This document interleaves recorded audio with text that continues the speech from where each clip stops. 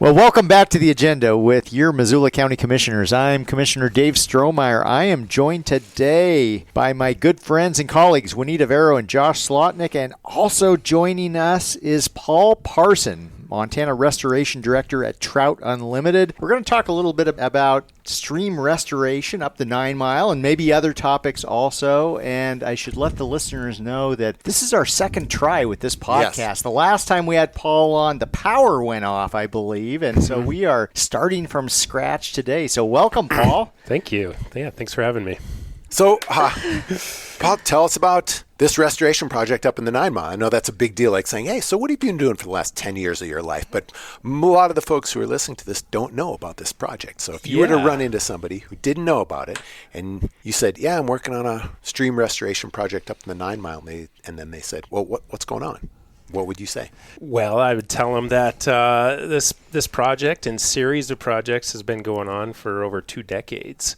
Partnership with a lot of different agencies and landowners up there. And for those folks that aren't familiar with 9 Mile Valley, it's a pretty amazing place just west of Missoula. It's a really unique valley. It was formerly agriculture and timber and a lot of mining back in the day. So, what were folks mining? Yeah, they were mining for gold and several different forms. And we can get into that a little more in depth in a little bit. But generally what Trout Unlimited has been working on up there is fixing a series of abandoned mines that have been left behind by the folks that kind of tore the ground up to get to the gold. It started in the 1880s, 1870s. So you said stream restoration. What's the relationship between a stream and a mine? Yeah, a lot of these mines are actually right in the stream bottom. The stream? Yeah, we had placer mining, which is akin to large-scale panning for gold. So it's gold flakes, gold nuggets that exist in a river system or a floodplain. And the 9 Mile is really unique in that it's former Lake Missoula. Last ice age, there was water on top of the whole valley and with glaciers in the mountains. And those glaciers would scour the tops of the mountains. 9 Mile Divide and Reservation Divide are 2 mountain ranges that form the 9 Mile Valley. And as those glaciers worked, they would essentially scour out and erode gold out of the rock in those mountains. And that gold and rock would travel down as the glaciers melted into Lake Missoula. And so it would hit the surface of the lake and then settle out at the bottom of the lake. That lake bed is now about 20 feet to 30 feet below the existing forest floor in this floodplain area, which now is the 9 Creek. And so historically, starting with immigrants back in the 1870s, 1880s, I believe, they were doing it by hand, digging down to that layer and trying to find that layer of gold. It's like a unique layer of gold that sat on that lake bed. So just to paint a picture for ourselves and our listeners of what one of these placer mining operations look like, I'm sure many folks have seen sluice boxes or dredges. It was clearly a more industrial scale than just some old timer out there with his burro and a gold pan. But yeah, I mean, it started out that way. There were 2 cities up there at the turn of the century. Two towns. Yeah. What were they called? Old Town and Martina. Wow. And there was a U.S. Post Office. A lot of Chinese and Irish immigrant labor lived in those towns, and they had, full blacksmiths and hotels, the whole nine. And so quite a few folks living up there in pretty harsh conditions and working by hand. That all changed once everything became mechanized, and that's where... What era was... Yeah, when was... Well, it was really, in the 30s and 40s, we started to see mechanized equipment up there. And so the damage that we're fixing, mostly this placer mine damage, was a lot of it was done in the 60s, 70s, and 80s. And some of these, I'm using air quotes to say berm because berm sounds so small, but these are like mini mountain ranges that you're having to address. What did it look like when you guys began work? When we began, we weren't fortunate enough yet to have 3-dimensional mapping like the LiDAR, which is a flown mapping system that gives you a really 3-dimensional view. It was all surveyed by hand. And so the extent of the damage wasn't quite known. I mean, we had aerial imagery, but it was all covered in trees. Trees had grown like fully mature trees. Fully like mature trees, wild. like 50-year-old spruce and larch and lodgepole came right back in on top of these piles. And again, piles makes it sound like they're so like discreet or small. It's I can't even. I don't have the words to describe. Juanita, how would you describe it? This is just the audacity of this project, or the damage, and then the belief that my God that you could actually fix it is very ambitious. So when we went out there to visit, and I remember walking over an area that you guys had not hit yet in terms of repair, and then visiting an area that had been completely redone with this new winding of stream. When we were walking over the ground that you hadn't hit yet, it looked to me as if like a giant claw had hit the ground and then dragged straight across. So you'd had a hill and a valley and a hill and a valley and a hill and a valley. And they were maybe 20, 25 feet up, 20, 25 feet down. Exactly. That depth that you're describing, that 20, 25 feet, sometimes 30 feet, sometimes 40 feet, really correlates directly with the depth at which that gold layer was. And so the miners would dig a forest floor, a floodplain 30 feet down. And then they would hit that layer and they would process that layer with sluice boxes and water and mine it with water. And then the earth they would dig up, would that become this long pile? And then the gouge, the valley, is where they're digging. Exactly. And so it was just left in long rows, valley length. And so we're talking about a landscape that's roughly 5 miles long along the main stem of Ninemile Creek, and anywhere from, a quarter mile to a half mile wide. It was basically just that old river bottom, that old glacial river bottom is what was really targeted. So what does a restored landscape visually look like? Yeah, so that was a problem that my predecessor at Trout Unlimited, Rob Roberts, really did a lot of head scratching. So is it true to work for TU you have to have an alliterative combination? It's absolutely true. It's like a glass ceiling. You just can't get past it. Yeah, exactly. I understand. The John Johnsons of the world. Right. So Rob, prior to me coming to TU, I had actually worked for him as an engineer doing some survey and design work on couple of these mine sites. And Rob was really visionary in saying, a lot of people were like, well, let's just fix the erosion, because I guess to describe even further what was left behind after these big placer mine piles and big, huge pits were left in the landscape, a lot of times I think the miners had moved the river to the side of the valley in a straight line. Just that phrase. The miners moved a river. Yeah, no, they just dug a huge channel on the side, and I think they were using some of that to process, but then also it was just to get it out of the way so they could work in more of a dry environment, And so what was left was this really, really, really straightened stream system bound by these old placer mine piles that are basically just cobbles and sand and really erosive. And I guess to talk about the problems of that and before we get to the fix, when you have a stream that's, it was probably a giant wetland complex up there 150 years ago filled with beaver and moose and there's cedar tree stumps that we find that are 6 foot in diameter. Wow. And those trees don't exist anymore. That environment doesn't exist anymore. And a lot of that is just the water table has dropped. If you have your river system that's 30 feet below where it should be, the groundwater follows. And so that whole area is dewatered. The groundwater, the wetlands, everything are dried out. And so part of the process of what we're trying to do is figure out where that water surface was and can we get it back up there. Before we even start thinking about build a new river, we need to get the whole valley back up to the elevation that we think it was. And so you have to build up the floor of the valley? Yeah. Yep. And Paul, before we get into maybe the meat of Josh's question as far as what sort of function and arrangement are we shooting for in terms of restoration out there on the ground, and what does that look like? Who perceived this as a problem? Because the folks who were creating the damage in the first place probably did not necessarily clearly they understood they were ripping up the landscape, but maybe did not understand that this is a big problem that someone else is going to have to address. Was it private property owners, the Forest Service?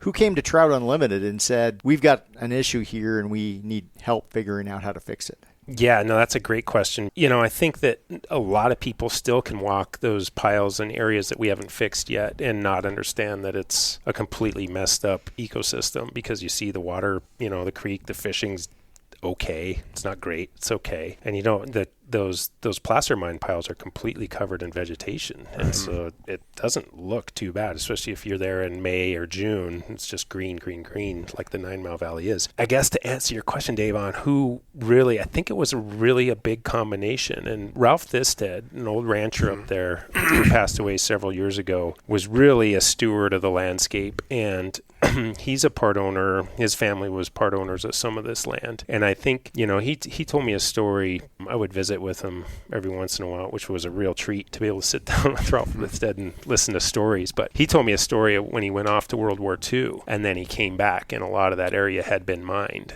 And he told me that he actually just cried because he couldn't believe the devastation that had happened while he was gone. He ranched there his whole life. And so he understood that it wasn't right. And there was a lot of folks that really pushed for that. But one of the main advocates was the Forest Service, understanding, the fisheries biologists and the hydrologists understanding that we're getting a lot of sediment, and this fishery isn't what it could be, but it's all that sediment input is actually affecting landowners downstream, and we have pretty unbalanced, unhealthy system.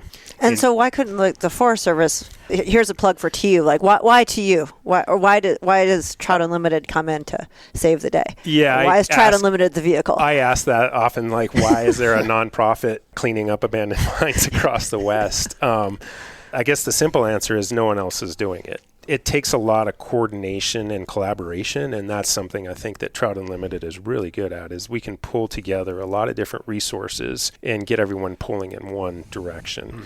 And that's kind of what it takes on these, because, I think we've had over 10 funders, these 10 major funders on these projects in the 9 Mile over 2 decades. 13 different streams and about 20 mine sites have been cleaned up in the 9 Mile. And I'll just take a minute and list some of those funders, because it's been over $5 million spent in that valley fixing these abandoned mines. But, the main funders have been the Lolo National Forest, because a lot of this mine work starts on forest land or affects forest land. Then we also had FEMA fund a lot for some pre-disaster mitigation for climate resiliency, trying to build these wetlands back and reduce these runoff events that are going through a fire hose, and now we have floodplain that stores water. Montana DEQ has been a really big funder and supporter through their 319 program, which is a sediment reduction, pollutant reduction program.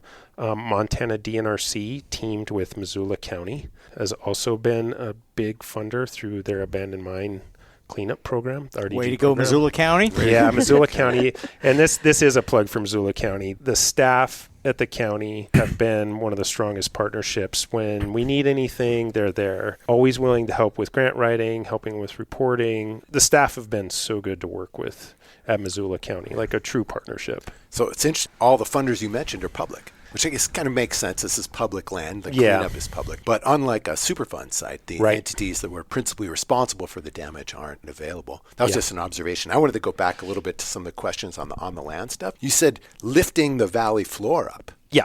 Does that mean using the same types of equipment, but maybe modern versions that were used to destroy the landscape to actually put it back together? And are you taking the material that are in those long piles and spreading them out, or are you bringing fill in? How do you lift the valley floor up? No, that's a great question. And so to be economically feasible on these projects, we can't really import any material.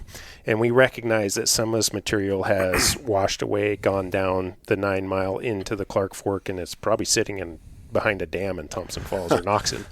So essentially we've lost some of that material, but what we've done is exactly that. It's mostly bulldozers and excavators with big haul trucks. And so we have consultants that we've been lucky enough to work with, River Design Group out of Whitefish, for a majority of this work. And so they'll come up with a 3-dimensional plan for this floodplain before we even start rebuilding a new river. And they'll level the whole thing with bulldozers. And the operators that we've had have also been really good. Super fortunate to have not local, but Montana-based construction companies on all this stuff. How about the timber that's on top of some of these piles? We've analyzed that to try to get it to market, talk to different foresters, and to get access to some of these mine piles is cost prohibitive to try to get that timber. Because of the terrain. Because it's so vertical and up and down, and these mine piles are so narrow. Yeah, it was challenging to walk over. It's hard to walk on. Yeah, like if you try to walk across valley, across these piles, you're climbing 20, 30 feet and dropping 20, 30 feet really on steep, loose terrain. Yeah. And then there's a giant pit at the bottom that's filled with water. Yeah. So the woody material is basically left or used on site for exactly. the We reuse every piece. Yep. And so we use it for building our stream bank. It provides stability along the stream banks. It's a natural process to have wood in your system, and we have it in the river. And then we've also used it, we've buried it all throughout the floodplain. And that provides, we don't have any topsoil left. All the topsoil washed away. Wow. And so we're trying to build this soil profile from scratch, and having this chunked up wood product that's left over from the trees that are on the piles, that restarts the soil generation. You need some nitrogen. Yeah, but hopefully if we build it properly over time, the flooding events that'll occur will bring in nutrients. Sediment. Yeah, but our floodplain needs to have some sort of stability until roots and plants can take hold. So you knock down these piles, elevate the floor of the valley, and then you have to move the river back. Yeah, then we build the channel in the dry. And how do you know where the channel is supposed to go or what it's supposed to look like? Or Rob just converse with the stars to figure that out? No, there's a whole science and engineering field dedicated to that, and it's really, we were fortunate in that if you look at the Jocko River, one drainage over the hills from the 9 Mile Valley, that's an analogous stream system, and so you can study that stream system, similar basin size, similar runoff, obviously similar weather patterns being so close, and so you can study these intact river systems to build something from scratch. And Paul, so I guess along those lines, is restoration really the word to use? Because I think that might conjure up in some people's minds the idea we're putting it back exactly the way it was before, whereas what you've described is maybe getting the pieces in place such that almost the system itself can begin to heal itself. Exactly. No, that's really good. There are people in our field that don't like the word restore because it does conjure up an image of it's back to how it was. But the concept of restorative as opposed to restoration, restorative sounds like bringing back to health as opposed to bringing back to its original form. Right. Well, and you have to remind yourselves, or we have to be aware that these stream systems really are almost like a living organism. They're so dynamic. They're constantly changing. And so we're not restoring it into a fixed state. Can we have it back into a valley-wide wet complex in our lifetime with full, mature cedar groves along the edges? Like, that's not going to happen in my lifetime. But the goal is to jumpstart it so it can get to that step. And so the best process that we have right now is to kind of rebuild the valley back to where we think it was, get water back on the landscape that'll jumpstart it through nutrient storage and plant growth, and then get the canopies up where we can have these other species that come in later in succession come back. Yeah. It sounds like you're designing and creating the preconditions for health. Exactly. Just trying to give it that chance to heal itself. And there's a lot of dynamics at play in that. And part of that is having beaver in the system. And in the 9 Mile, really fortunate that it's FWP has a moratorium on trapping beaver in upper 9 Mile. And so there's active beaver above all this mining damage. There's full couple mile complex of good willows. Beaver, and good willows, and just wet, and there's moose everywhere, and it looks like when you're walking in there, you just think there's going to be a grizzly around every corner because it's so thick and so vegetated. And that's kind of another analog system that we used for this, but we knew that you can't just go out and build a complex wetland system and make it look like that right away. But what we found is beaver would try and colonize these mined sections, but they couldn't live in those systems. One, there was a lack of food. There were no willows, which they need. And then two, they would try and build a lodge or a dam. And it seemed like every spring with the runoff in that straight and narrowed canal-like ditch, those beaver dams would just blow out every year. And so they were never successful in colonizing these mined reaches. What we're finding now is as we move down, and we've done 6 phases of this main stem work, 2 to 3 years when we're done, the willows are 3 to 4 feet high. And that's when we start seeing beaver moving down valley from this colony that's up above. And so through the years, we've seen this beaver expansion into these systems, and the valley is wet in these areas where the beaver have come back. So it sounds like it might not take that long, actually. It's happening a lot faster than we envisioned. Like after you guys are done and the beavers arrive, things start to unfold. Exactly. On a larger scale, spending all this public money, the 5 funders were big public entities. That means it's people's taxes. Why are we spending all this money to do this? Why not do something else? And at the end, what species are going to be there that aren't there now, and is it worth it? I guess to answer your last question first, it's definitely worth it. Why spend that? I've asked myself that a lot too. It's like you want to use this money to the best of our ability, and spending time and doing due diligence and making sure that we're effectively spending public money. Take that pretty seriously. By putting this back together, we're not only restarting this whole headwaters system back into a water storage system that is effectively cooling water, reducing flooding, and reducing the sediment downstream. A lot of the ranches downstream, the Ninemile Creek gets filled up with sediment. It's a problem all the way down.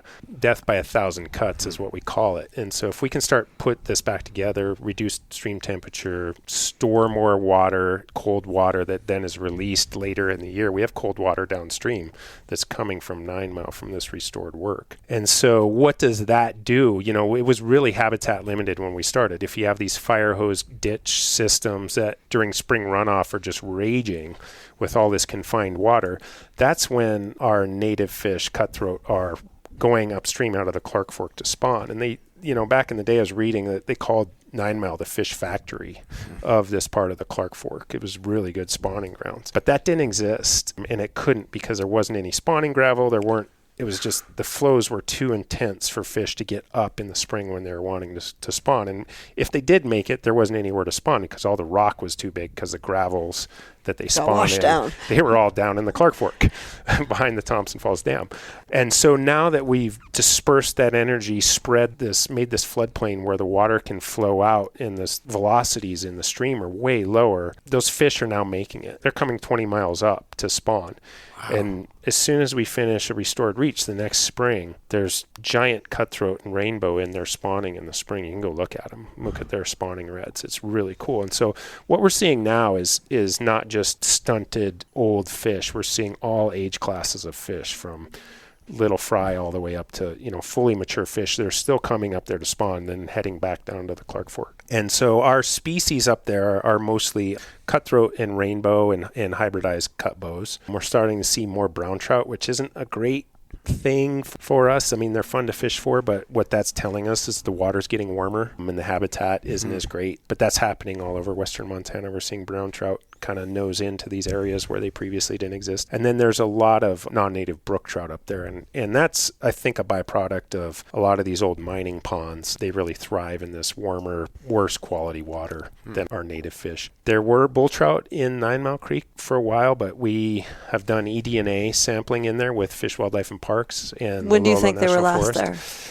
They still nose in the summer, looking for cold water refugia, but to actually have like viable populations, so I guess when was it last documented that bull trout were in the system? Like viable populations, I'm not sure, probably 15 years ago. I mean, we're watching bull trout blink out in a lot of places, or they're struggling in a lot of places. Populations are pretty threatened. Fixing these places isn't going to hurt. I'm not saying it's going to be the cure-all to bring bull trout back, but we knew in the state that it was. They're just an indicator of system's health. Exactly.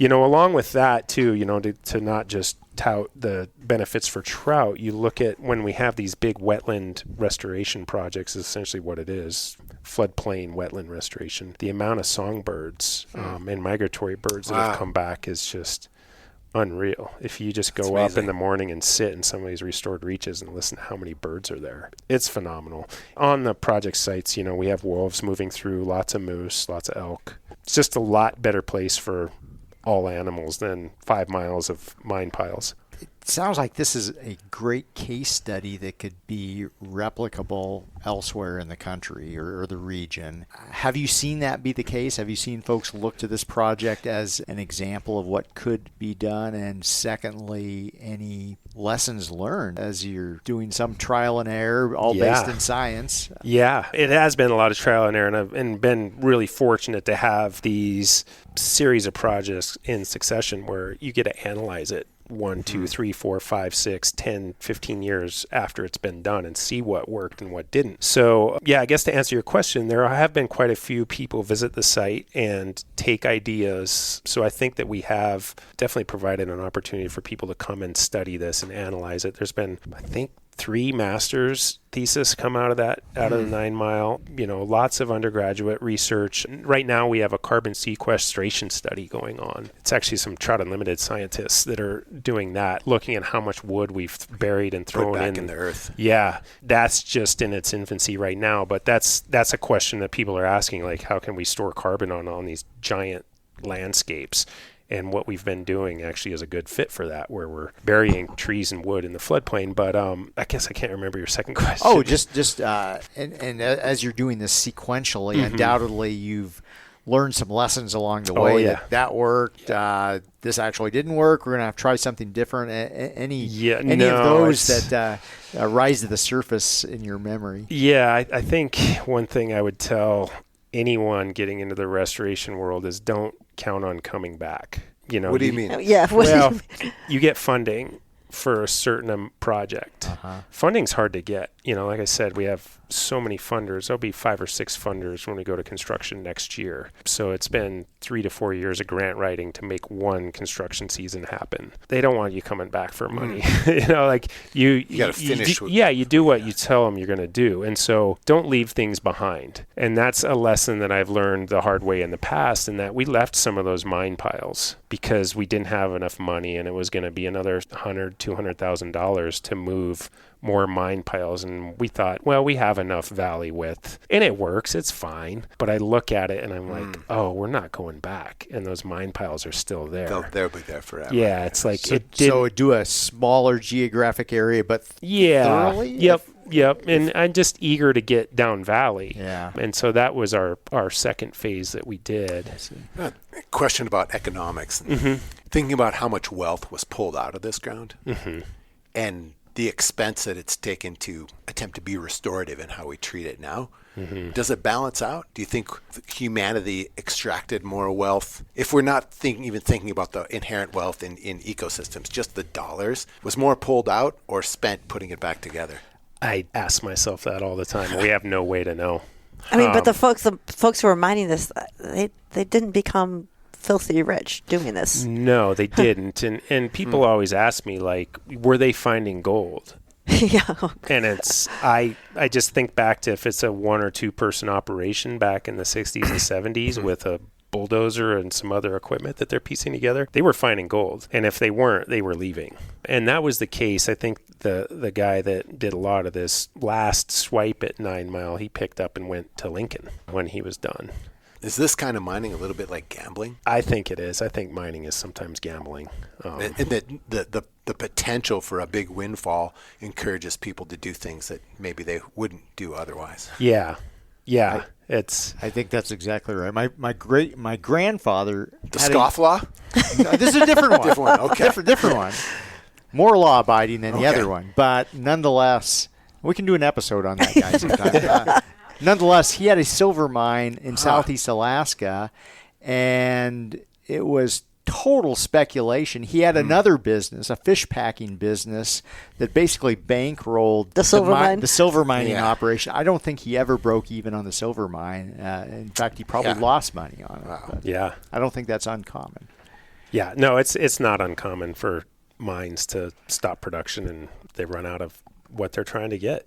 How did you get involved with this? Yeah, what's your origin story with Trout Unlimited? My origin story, so I have a background in engineering, and like I said, Rob Roberts, my predecessor, who was also a project manager with Trout Unlimited at the time, I was working for a consulting firm here in Missoula, and Rob was hiring us to do some of the design and surveys. So I had surveyed all those piles by hand before we had GPS survey equipment. So I was pretty familiar with it. And Rob had worked for Trout Unlimited for over 10 years. And when you were introduced to this, what did you think of this project? You were like, oh, yeah, this is a great idea? Or were you like, this is crazy, but I'm getting paid? Yeah, no, it's kind of, the concept is crazy, right? Like to build a complete destroyed system back to where it is. And that's one of the beauties of Rob is he just has these visions that other people don't have. And then once you start seeing it, it's like, oh yeah, this is totally possible and we can scale this up. So yeah, I was just, doing stream design and surveying and construction. And then he just asked if I wanted a job at Trout Unlimited because he was taking off to sail around the world and needed a replacement. A guy with a big vision. Yeah, big vision guy. He is. I was like, heck yeah, I want to work for Trout Unlimited. So I've been there ever since. It's been 12, 13 years. Presumably, there's other projects you're working on besides just 9 Mile. Yeah, I'm currently working on a super fun cleanup in Superior in Mineral County. Ah, yes. Our neighbors to the west. We're almost done with that one. It's been a 2-year process, and that seems so only 2 years. That's short. It's been. I've been involved in that for over 10 years or 8 years. Long process, 2-year construction window, I guess. Okay. Got it. So other projects going on, working with the Lolo National Forest. There's more mining damage up in Mineral County, up in the Cedar Creek drainage that we're looking at fixing, and just working on a lot of different stuff. I like to work in the woods, so as long as I can be up in the woods, I'll be good. So if you were to offer advice to anybody who is going to do mining right now, knowing what you know about cleaning things up, what would you tell them?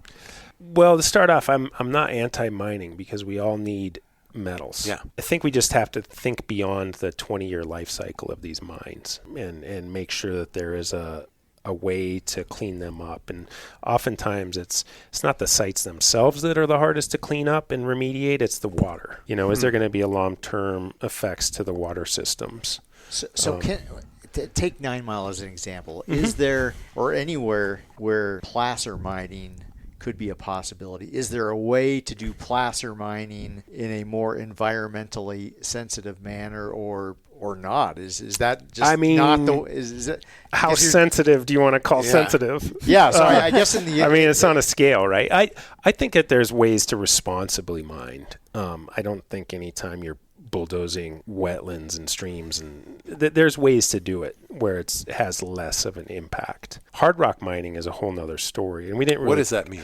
We described placer mining where you're actually looking for gold and flakes, nuggets, things like that exist in a system already. So hard rock mining is where you're chasing the veins of minerals within the rock, and so you're having to follow that. So that's what we think of when we think of like tunneling into a mountain and using dynamite and then pulling that rock out, and oftentimes it's processed mechanically, so it's crushed into like a powder, so then it can be chemically treated to remove the metals, and you crush it up into a fine powder so that those chemicals have easier access to the surface area of the metals, and then you can separate out the rock and the metals. Those are very intensive. They take a lot of processing. You may be following a vein that's the width of your pinky to get how many ounces per ton of rock. Ounces per ton. Wow. Yeah, there's a lot of processing that goes into hard rock mines. The downfall of those systems is they need a lot of water to process this stuff. And then you end up with a byproduct. Super toxic. Mountains and mountains of crushed. Dusky. Yeah, there's the West is filled with these relic abandoned mines, these hard rock mine sites that continue to pollute water. And that's something that hopefully Trout Unlimited and future partners, we can continue to raise money to fix these things, because a lot of times those companies have gone bankrupt and there's not a responsible party, that there can be a super fund action. So are there modern hard rock mines that are doing their work in a way that you feel like would be more responsible, where cleanup won't be as expensive? They just put up more money for cleanup. Is that the responsible thing to do, or what? Yeah, modern mines in the United States have to be bonded, and so you put the bonding in. one of the problems with bonding is if you need water treatment in perpetuity. In perpetuity, there's no bond big enough. Yeah, and you can't divide or multiply by infinity. It doesn't work. The math doesn't. I mean, you could have as much bonding on the planet, but who's going to be paying for that water treatment in 100 years? Mm-hmm. And that's something I think that we need to start thinking about is just these multi-generations, because some of these mine sites that we're working with now, they were started 100 years ago, and now we're dealing with that. And so I don't have an answer to that. I don't think anyone does. The bottom line is try not to create a problem that isn't fixable. That's a great ethic right there. Just abide by that. It's pretty simple, but I think when you're mining, there are a lot of unknowns.